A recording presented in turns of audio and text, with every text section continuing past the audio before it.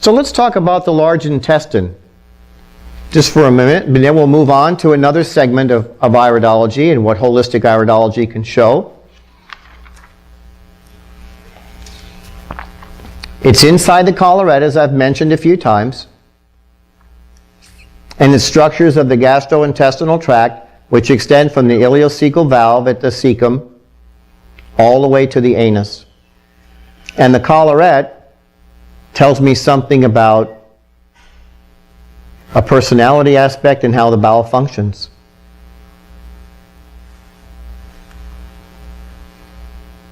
There it is, colored in. That's the reflex of the colon.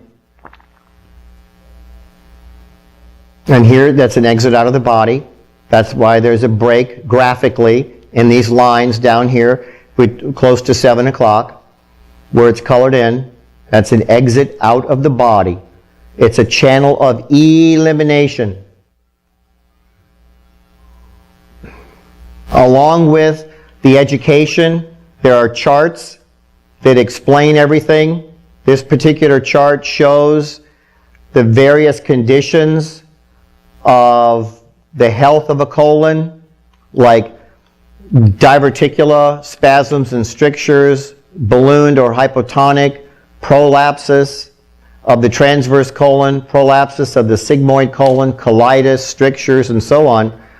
And they all have emotional correlations. If you know anybody that has a condition of ill health or a dis-ease in the GI tract, in the colon, like I said before, there's thoughts and emotions that precede it. Always there are thoughts and emotions. And there's a chart here that shows the iris and the condition of what it looks like in the iris, what it looks like in the body with a medical illustration here, anatomical illustration, and then the corresponding thoughts and emotions that go with it. This is a healthy colon. That's a beautiful, symmetrical collarette. It's that ring that's just outside of the pupil. Beautifully symmetrical. That's a very healthy colon. It's a balance of receiving and letting go, an equilibrium of moods. Then here, the collarette drops down. You can see it in the illustration here on the left. And that's a prolapsed transverse colon. You can see it in the iris, the predisposition for it, even before it happens. Weighted down, the thought and emotion, weighted down with mental and emotional stress. There's a barium enema X-ray of a prolapsed transverse colon. Look at that. Isn't that something? That should be up here, folks. This segment that droops and swoops way down here should be up here.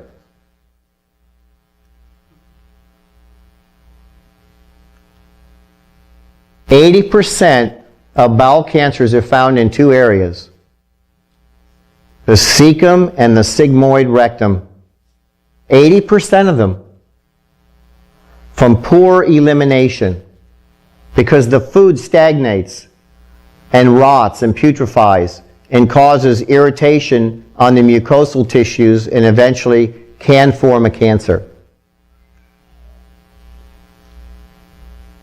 That piece is 3 feet long, and it came out of a woman that I recommended, after looking at her eyes, that she do a tissue cleansing program to detox her body and to clean out the colon and do all of that. And she said, I don't need it. I said, why? She said, because I'm a vegetarian. Well, that's wonderful. That's really good. And I have had 2 bowel movements a day for the last 10 years. I don't need to clean my colon out. What else can you do for me, Doc? I said, well, that's where you need to start. No, I don't. Okay. I said, do you want to overcome your depression? Yes. Do you want to overcome your mood swings that go along with that? Well, of course I do. Do you want to have a clear mind? Because you're telling me you have cloudy thinking and this lethargy, kind of dullness. Would you like to overcome that? Well, of course that's why I'm here. I want to overcome all of those things. Would you like to have more vitality and energy to work as a nurse in a VA hospital as you do?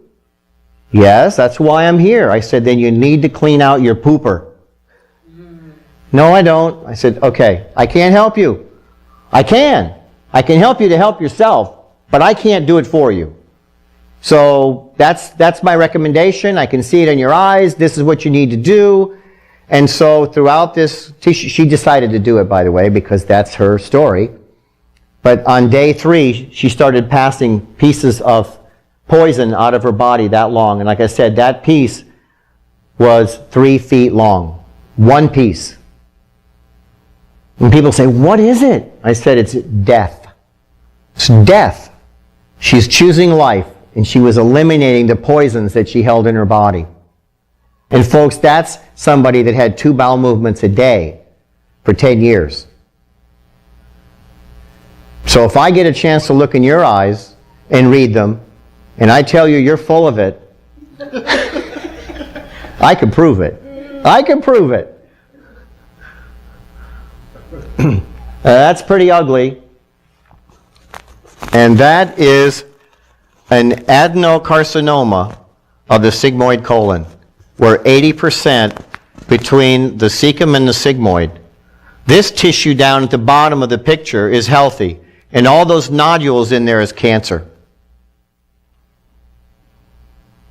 I know it's not good to look at.